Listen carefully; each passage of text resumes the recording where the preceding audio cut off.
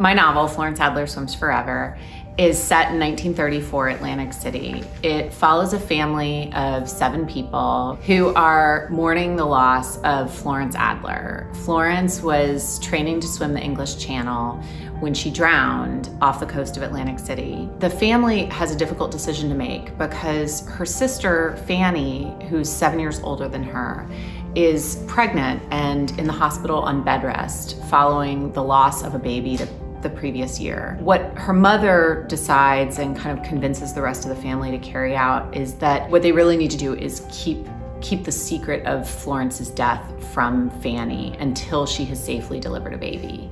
The book is based on a true story in my family. When I was growing up, I always heard the story of my great-great-aunt Florence Lowenthal, who had been training to swim the English Channel when she drowned off the coast of Atlantic City. That summer, my grandmother was living with her grandparents because her mother was on bed rest in the hospital.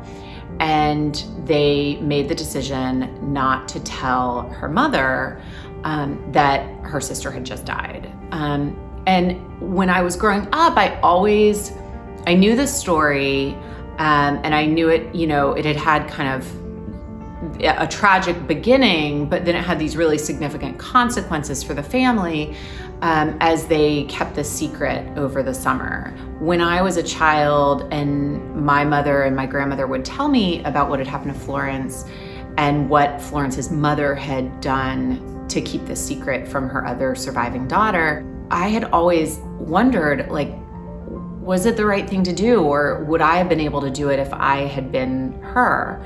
My mother and my grandmother and the other women in my family were, really strongly convinced that this was the right thing to do. That if you love someone, you kind of hide the scariest parts of life from them whenever you can. I still don't know after writing the whole novel what I would do in this situation. I can remember as a kid thinking it was really cut and dry, that if I were in the hospital on bed rest myself, and my sister had died, I would want to know. But now, having kind of walked a mile in Esther's shoes, I'm not quite so clear on it anymore.